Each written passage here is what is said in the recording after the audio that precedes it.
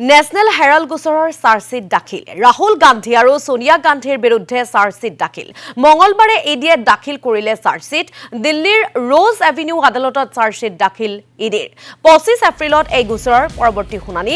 661 কোটি টকাৰ অবৈধ লেনদেনৰ অভিযোগ এই চাৰ্জশ্বিটত নাম আছে চেম পেট্ৰডা আৰু সুমন দুবেৰুৰ 2012 চনত বিজেপি নেতা সুব্ৰমণ্যম স্বামীয়ে সোনিয়া গান্ধী ৰাহুল গান্ধী আৰু আন সহযোগী কেইজনৰ বিৰুদ্ধে ৰুজু কৰিছিল গোচৰ ইডিৰ এই চাৰ্জশ্বিটৰ বিৰুদ্ধে আজি দেশজুৰি প্ৰতিবাদী কাৰ্যসূচী গ্ৰহণ কংগ্ৰেছৰ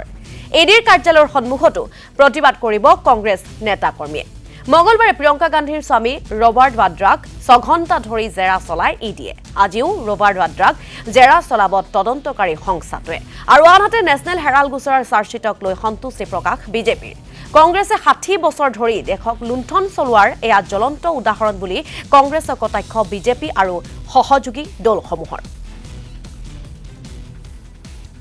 देश भर में जो विरोधी दल का नेता हैं सबके ऊपर ईडी है और सीबीआई का तलाश हो रहे हैं केस कर रहे हैं ये तो बहुत दिनों से चल रहे हैं इससे कोई परवाह नहीं है हम लोग इस सरकार के खिलाफ हमारी लड़ाई लड़ेंगे हमारे नेता लोगों के ऊपर सोनिया गांधी और राहुल गांधी के ऊपर भी ये लोग केस डाल रहे हैं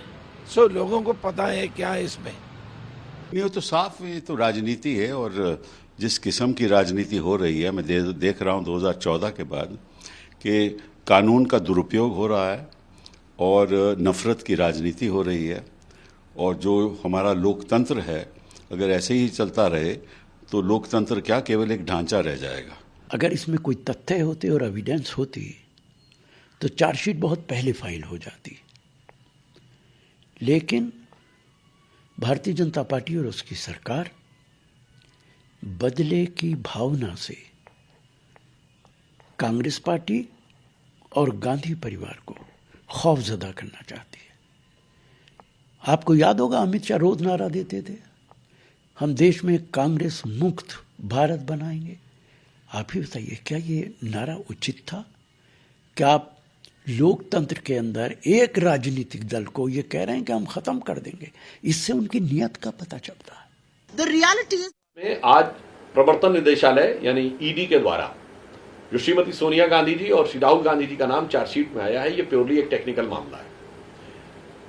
कांग्रेस पार्टी को ध्यान रखना चाहिए कि इस विषय की शुरुआत 2012 में हुई थी और एक जनहित याचिका के द्वारा दिल्ली हाई कोर्ट ने अक्टूबर 2013 में इस केस की शुरुआत की थी। यानी यह मामला दर्ज तब हुआ था जब मोदी जी की सरकार आई भी नहीं थी। अतः कांग्रेस पार्टी का इस पर राजनीति करने का आधार नहीं बनता है। टेक्निकली देखें तो यह भारत के इतिहास का एक विचित्र मामला है जिसमें कोई एक ऐसी कंपनी 90 करोड़ की देनदारी में बिक गई जिसके पास हजारों करोड़ की संपत्ति थी, जो किसी के द्वारा समझ में आने वाली बात नहीं है। तीसरी बात यह थी कि कांग्रेस पार्टी के द्वारा इसमें 76% शेयर सिर्फ राहुल जी और सोनिया जी के पास थे। कांग्रेस के लगातार 5-6 दशक तक सत्ता में रहने के बावजूद